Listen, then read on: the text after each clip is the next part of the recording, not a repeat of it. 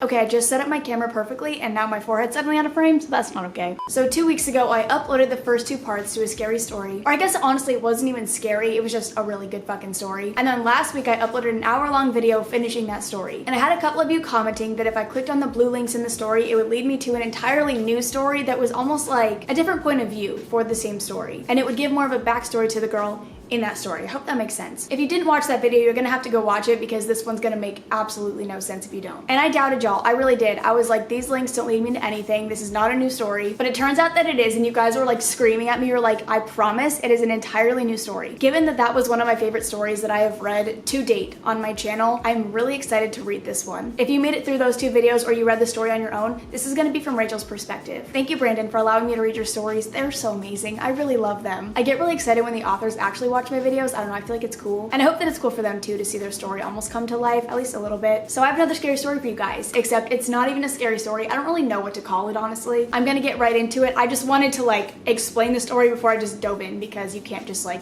watch this video and know what's going on. So you have to watch the other ones or read the other story. I'm gonna go get my phone because I just realized I don't even have it. I will have all the authors' information linked down below, so you guys should go totally check them out. I'll have the story linked down below as well. So if you guys don't want to listen to me read it and you want to read it on your own, go ahead. But this story is called Come Live in the Ashes of My Heart.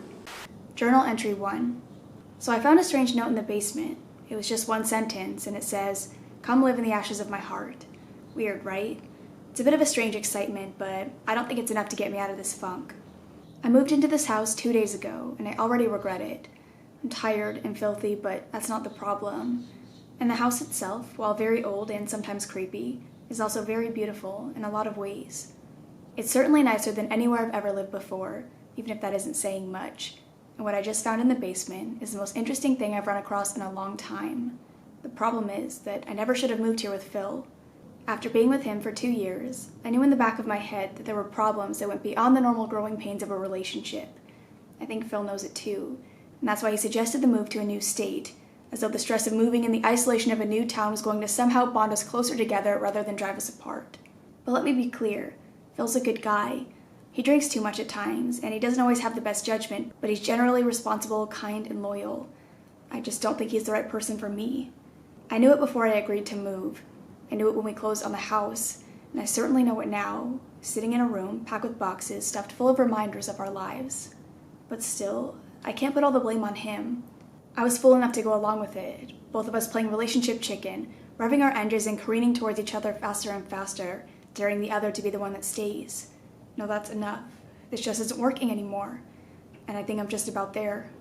I started keeping this journal based on a self-help book I read once that said when you have a difficult decision to make, journaling to keep track of your thoughts and feelings over time can help you see the objective reality of your inner self, better than relying purely on memory and your subjective thoughts and feelings at any given time. So that's what I'm going to do for the next few days.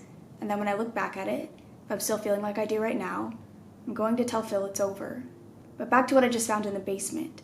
First, you need to understand that when I say this house is old, I mean it's old. I don't know a ton about styles of houses, but the realtor said it was Victorian style and may have been built during the Victorian era, as the land records for the area first account for the house in 1884. But that's also how far back the local records go for anything, and the house was already here, so it's hard to say when it was actually built. In any case, like I said, the house is beautiful. It's made of light gray brick with dark gray fans of shingles draping the various peaks and curves of the roof, like the feathers of some large wintry bird.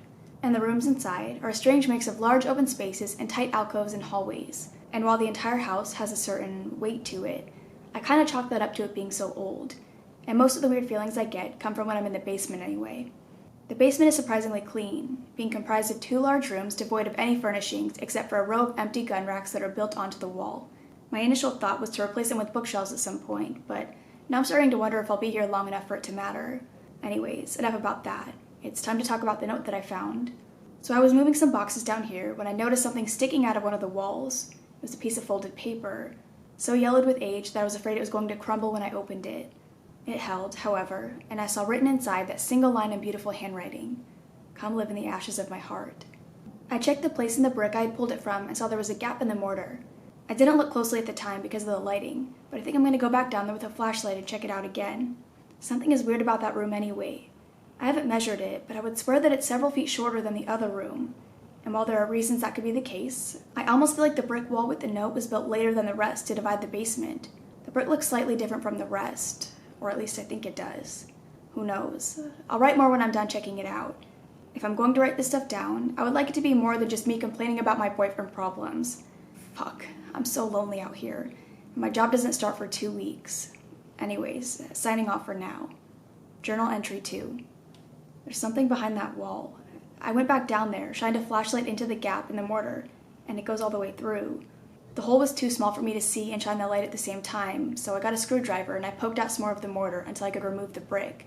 I couldn't see much, but there's definitely another room over there, and I thought I saw part of a bed frame. About that time is when I heard Phil coming in upstairs. For some reason I didn't want him to know about it yet. I didn't want to share my discovery. I had the uncharitable thought that I didn't want him to Phil all over it, which is a general phrase I sometimes think of when he gets involved in some conversation or activity and just lessens it somehow. Fuck, I sound like such a bitch right now. I don't mean it like that. I just mean that he can't enjoy something strange like this. He has an almost hostile reaction to things he doesn't understand, and he would immediately want to either dismiss it or come up with some rational explanation. I just want to savor the mystery of it, even for just a little while.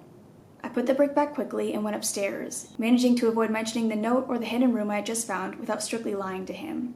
I'm writing this before heading to bed, and I already have plans to go buy a sledgehammer in the morning. I'm gonna see what's in that room. Journal entry 3. So, breaking down a brick wall, even an old and slightly crumbly one, is harder than I thought it would be. I kind of assumed that since I had little trouble getting one brick free, the rest would crumble in pretty easy, but not so much. I went to a local hardware store and bought a small sledgehammer, avoiding the cashier's chipper questions about what a little lady like myself was going to use such a big hammer for. And when I got back to the house, I went to work on the wall immediately. The biggest problem wasn't swinging it. It's heavy, but I'm in good shape, and I made sure I could swing it well before I bought it. The problem is the vibration. Every time it hit the bricks, shockwaves went up my arms all the way to my shoulders. I put on some gardening gloves I rooted out of a box in the garage, and it helped a little, but my hands were still buzzing and numb by the time I was done. Still, after a little over an hour, the wall was about a third gone, which was more than enough to let me in and allow in more light. I had also picked up a small electric lantern at the store, and when I turned it on, it sent a wash of cold, white light out across the dark contours of the hidden room. What I had seen before was a bed. A rusty iron frame bed with a thin mattress that was half black with rot. Next to the bed was a wooden nightstand that contained a few candle stubs in holders and on small plates. And against one wall was a cedar chest with what looked like some kind of leather-bound notebook sitting on top of it. My heart was in my throat at this point. I had either found an old bedroom that had been walled up without ever being cleaned out, or I had found where somebody had been imprisoned at some point. I considered calling the police, but there was no sign of the body, and there was such a sense of age and musty disuse here that I felt sure that any victims, if there were any, would be long gone by now anyway. I was doing another sweep of the room with the lantern and my flashlight when I saw the shape of a man. I screamed, dropping the lantern and backing towards the opening in the wall. Then I realized what I was seeing wasn't an actual man. It was the silhouette of a man painted or burned into the far wall. My breathing still quick and painful, I looked around for several moments to make sure that I wasn't mistaken, that there wasn't some stranger in the abandoned room with me, but I saw nothing. Bending down, I got the lantern and gave a quick peek to the empty space underneath the bed and nightstand table before standing and walking to the silhouette. Up close, I could see that it looked less like paint or burning and more like a form of mold or rot, though it was still undeniably in the shape of a man, half a foot taller than myself and half again as broad. When I reached out to touch the black area where his chest would be, the wall had a slight sponginess to it that made me pull back my finger quickly. Wiping my hand on my pants, I went over to the chest and set the leather book aside. Inside the chest were clothes, most the size for a large man, though some towards the bottom did look somewhat smaller. All of them were in surprisingly good condition, particularly given how old-fashioned they look. I felt a strange kind of guilt going through these clothes, as though I was prying into the private world of a stranger. I guess in some way I was. But time had made the point moot all the same. There was nothing left but this dark room, and the handful of belongings left behind. And of course, that book. I picked up the book and stepped back out into the main part of the basement where the light was better. The book seemed to be pristine, with signs of age, but none of mold or decay. There was a leather cord tying it shut, and as I gently unwound the cord and opened the book, I could smell not only the leather in the pages, but I imagined I could smell the owner of the book as well. A masculine smell, a good smell that made the experience of holding that book and seeing the words written on the first page more personal, more powerful than I can really describe. The handwriting was the same as the note I had found stuck in the wall. It said, "The Last Testament of Justin Perring, completed June 12, 1909. May this find its way into kinder hands than I have known." I'm about to start reading it, and I'll try to transcribe it here as soon as possible, This feels so important. I'm going to have to explain the room to Phil when he sees the wall, but for now at least, this book is going to stay a secret. Until next time, journal, keep my secrets for me. Journal entry 4. As promised, here's the transcription of what I found in the book belonging to Justin Paring. It's pretty long, so I'll finish the transcription in my next post.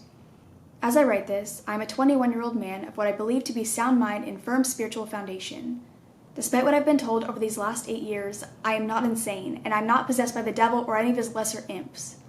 To the contrary, even now I hold much love in my heart, with no small portion being afforded to my tormentors. My parents and brother, though many of their acts would aptly be described as evil, are not bad people. Misguided and fearful, yes, but I do believe they still have goodness in them. I'm given food and water, candles, and occasionally a book to read, or some scraps of paper to write upon. I've developed a persistent cough in the last year, and I fear the lack of sunlight and pervasive dampness of this sealed away space are slowly doing damage that time and medicine may not be able to reverse.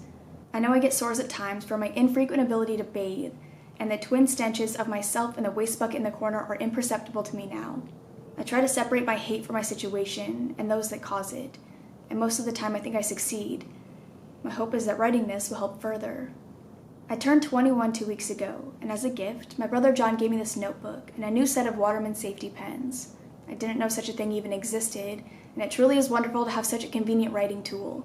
I cried at the kindness, and outside my room, John looked in and smiled his sad smile as I crouched in the dark, clutching his book and softly weeping as our mother began to close the door for the day. I don't have much dignity left at this point. Dignity is like a plant. Much as plants need sunlight and oxygen, dignity needs an audience and hope. When you're completely isolated, when you move past any idea of ever really escaping the black hole you're in, you find yourself quickly shedding things like dignity. My primary reasons for living have been a base animal drive to survive in my internal world. I had always had a powerful imagination, and in this purgatory, I've spent many hours far away in some distant land of my own creation. I love to write as well, but since my imprisonment, it's been rare that I had enough paper to write much of any length. That, and the act of kindness behind it, is what made the book and the pen such a wonderful gift to me. Yet, when I got them, I found I had trouble finding things to write about. After 3 days of trying, a realization struck me. My imagination was starting to wither and die too. This thought terrified me in a way that losing my liberty or my dignity had not. It was the final bulwark I had against abject despair, the last remaining island in a rising sea of insanity and death. If I lost the ability to escape my mind, I would truly be lost. It was 6 days ago that I first contemplated taking my life. For some that may seem absurd, as I know many people would have considered it or committed the act long before now. I would like to say that I had abstained because of my deep moral reserves or my titanic willpower, but neither would be true. In all honesty, the only reason I haven't taken my life before now is because of the ghost tree. I know I need to explain myself, and to do so in a clear fashion, I need to further elucidate how I came to be confined here, a prisoner in the basement of my own home. It all began when I was 11. The younger of 2 children and raised by 2 strict but kind parents, I was still prone to frequent wanderings of thought and flights of fancy. I was a largely obedient child, and I had enough admiration for my brother and fearful respect for my parents that when I was rebuked for daydreaming or telling fantastic tales, I truly did try to curb those tendencies, or at least confine them to my own thoughts in late-night conversations with John. I suppose that is why the trouble with the ghost tree caught me by surprise. When I woke up the day after Christmas and ran outside to play, I found a giant new tree near the edge of our yard. It stood out to me, not just because of the oddity of a new tree suddenly appearing, but also because it varied so much from any other trees we had, or that I had ever seen. Where most of our trees were pine or oak, with the occasional sweet gum or poplar for variety's sake, this tree was something else entirely. It had a massive trunk that twisted and warped upon itself before breaking out into at least 12 distinct branches of such girth and height that they all stood as substantial trees on their own. Coming off of these smaller trees were swirls of wood, the color of dark red wine, and sweeping greens that looked more like storm clouds than the clumps of leaves that I supposed they were. I should be clear that from the start, I had a sense of the strangeness of that tree, but I also felt profound feelings of joy and excitement at its discovery and presence, as though some looming giant had settled in our yard, intent on a deep slumber while he guarded our home. This thought was firmly in my mind as I ran to the tree and I touched it. Its bark felt strange, but was solid enough, and under the canopy of its many arms, I could smell a warm, spicy smell, unlike any I'd ever encountered. It made my head swim slightly, but not in an unpleasant way. The thought suddenly occurred to me that I might be the first one to discover it, and I couldn't wait to show John and my parents my proud accomplishment. 10 minutes later, my parents were walking back into the house, my father shaking his head disgustedly. John was still outside with me, his face stricken with worry. He was 2 years older than me, but he never seemed like an older brother except at times like this. It was the look he would get when he was afraid I was going to get into trouble, or when he couldn't understand something I was talking about. At which times, he politely assumed that what I was saying was somehow wrong. I hated that look, but I understood it now. None of them could see the tree. In the 2 years that followed, I would occasionally bring up the tree to them, and each time I was met with greater anger and rejection. I was told that I was to give up these childish games and fantasies, that my behavior was continuing to deteriorate, and I need to start showing signs of growing up and becoming a man. Finally, my father, not the most emotional of men at the best of times, struck me across the face one afternoon. He had tears in his eyes when he did it, his voice carrying a note of raw desperation as he gripped my arms and gave me a light shake. He asked me why I persisted with the tree story, and what had they done wrong for me to become who I was? Didn't I care how I upset my mother? Didn't I care what people in town said about my strange ways? What was I to say? His words would have hurt more when I was 11, but I was growing a thicker skin due to regular sharp words and scornful looks. Still, it didn't strike a nerve, him accusing me of not caring or being so thoughtless, all while they blindly punished me for being able to see something they could not. So out of frustration and anger, out of a need to end the debate and the accusations once and for all, I did the only thing I'd always held off from doing in anyone else's presence. I climbed the tree. I heard my father yelling angrily for me to stop whatever it is I was doing, but even from his vantage on the front porch, I was only 2 feet up before he could tell at a distance that I was no longer touching the ground. His voice died in his chest, but it was too late. I was now 4 feet up, and the earlier commotion had brought out Mama and John. I was focused on climbing the familiar bark of my special tree, the strangeness of scaling it during daylight hours for an audience not lost on me but of secondary importance. Then I heard my mother let out a scream, and I lost my grip. I shifted my feet and leaned against the nearest branch for a moment, catching my breath and my bearings. Turning to glance back at the house, I saw all 3 of them staring at me with abject horror. I considered going back down, but no, it was time for this to be done. So I continued to climb until I was over 30 feet up and perched like a raccoon on one of the tallest branches that could support my weight. It was strange, but despite my general dislike of heights, I never felt scared climbing that tree. It made me feel invigorated, as though I was taking part in some secret ritual of nature that was replenishing my body and soul. At the top, I took a moment to take in the sprawling land around us in the fading afternoon light. It was so beautiful. With more than a little reluctance, I turned my eyes back to my family, who sat huddled and broken on the front porch steps. My brother and father still watching me, while my mother wept softly into her hands. I had always imagined her reaction being something like this. To them, I suppose it looked like I convulsed and let my way up a tower of nothingness, and now I sat perched in midair. I tried to give them a comforting smile, but I couldn't quite manage it, and they likely couldn't see it anyway. Instead, I planned to go down and explain to them that I was not making up the tree, and just because they couldn't see it didn't mean it was imaginary or something to fear. Things went rather differently. As I made my last careful movements back down to the earth, I felt a rope around my neck. I grabbed at it, losing my balance as I was tugged off my feet. It was John and my father. They meant to bind me. I fought, but it was a short contest. I tried to explain, but they would hear nothing more from me. I was locked in the basement that night, and by week's end, this room had been constructed, and I was told it would be my new home until I was released from the devil's clutches. I found all of this terrifying, of course, and I screamed and cried to be released, but it was no use. In the back of my mind, I also found it very strange, and upon reflection, I find it even more so. My parents were religious people, as were John and I, but not overly so. I'd never known my family to be prone to bouts of overzealous piety or religious hysteria, and while I had no doubt that what they had seen while I climbed the ghost tree was disturbing, I would have never thought them capable of anything approaching this abject abandonment and imprisonment of their own child. Yet, I have no clear alternative answer for the past 8 years. Their determination has never wavered, and I've never seen any real sign of hope from them that they would reach a point where they would release me. Rather, they move about like corpses, or hot air balloons floating along the buoyancy of sad acceptance and insane conviction. They go through the routines and rituals of caring for me the minimal amount that is required, but I imagine they try their best to forget about me the rest of the time. Just as I can feel my memory of the world and all of its colors and smells and sources of joy and imagination fading from me, I can only imagine I faded away from the world. A ghost haunting the lowest chambers of this house and my family's minds. And as I said previously, it's my knowledge and belief in the ghostry that sustained me through all these dark years. The feeling that it was special, and that it somehow picked me, and that the magical connection between myself and it would bear more fruit than me dying in this makeshift cell. But still, I felt the last candle of even this secret hope guttering low. Then I saw the root poking through the wall. It was a tiny thing, 3 feet up the back of the wall in my room. It was impossible to see in the dark, and easy to miss in the candle light. When I saw it and recognized it as a root from the tree, I felt a thrill of excitement run through me.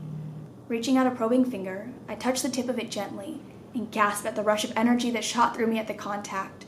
Images and sounds flooded through my mind, and I felt a vitality return to me that I hadn't known since my family had first betrayed me. My finger had come away from the root at the shock of that first touch, and when I reached towards it again, I saw the root move to meet me. Holding my finger to it the second time was less shocking, but no less profound. I felt my mind drifting as my eyes lost focus and my breathing slowed. I was sitting on the edge of my bed, leaning forward with an index finger, touching this strange plant, and as I watched, the wall in front of me seemed to melt away.